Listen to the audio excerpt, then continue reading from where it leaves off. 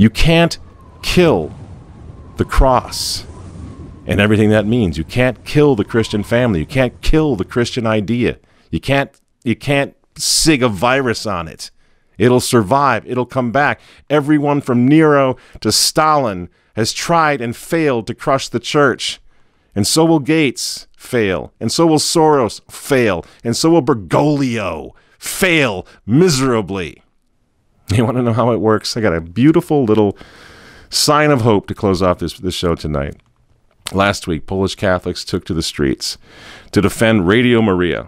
And wherever you come down on Radio Maria, now that they've been called hateful and nationalist and racist and all the things that we've been called here in the States, no matter where you come down on Radio Maria, they represent a serious threat to the regime because they're not staying in line. So look what happened last week in Poland while Radio Maria was in court defending themselves once again from the latest attempt to silence them by threatening them and charging them with whatever. While they were in court, several supporters gathered around Poland, various cities in Poland, to pray for Radio Maria. Several of them gathered on the streets to pray the rosary for victory in court. Now, we'll start running a little of this video because suddenly a young activist appears on the scene. She's wrapped in a rainbow flag. You can hear the rosary being prayed in the background as these people are trying to keep their Catholic anchor alive in Poland. Now this young woman tries to shut these people up. She tries to stop them from praying the rosary. She doesn't like what she sees. So she recites a popular poem, changing the words from "I trust in God" to "I trust in nothing." She's trying to blaspheme. She's trying to scandalize them. She curses at them. She swears at them. And then something amazing happens. An elderly Catholic woman starts to cry. And she begins to explain how sad she is. That all her life, she fought for her country, for Poland, for Catholic Poland, for freedom. And now she sees it all being destroyed by outside influences.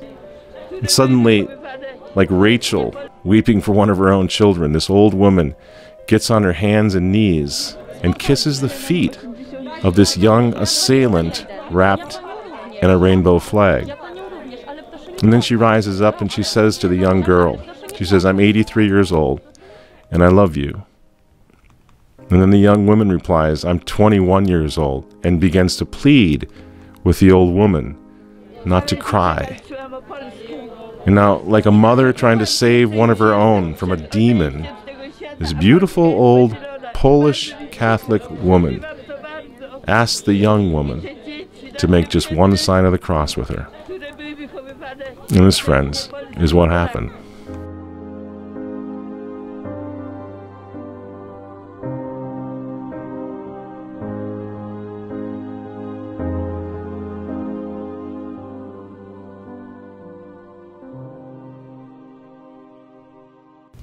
Now, what you just saw is a small sign, but it's a powerful sign. It's a magnificent sign. It's a sign that has been repeated over and over and over again.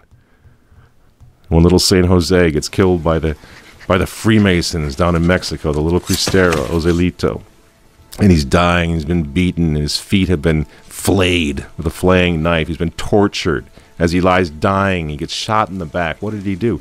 He made another little sign, a sign of the cross in the dirt with his own blood.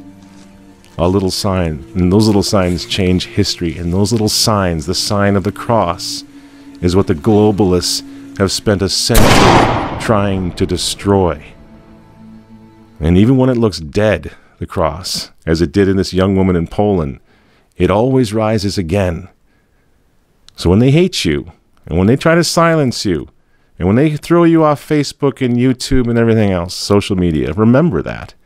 It's because they're trying to throw that sign, destroy that sign, throw Christ out, because they're afraid of him. He cannot be destroyed. The cross cannot be destroyed.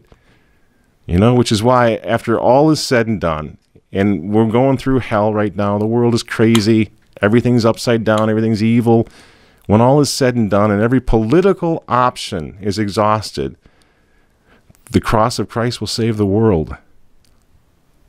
The cross of Christ will save you. The cross of Christ will save me. The cross of Christ will save our children in the process. It is the answer.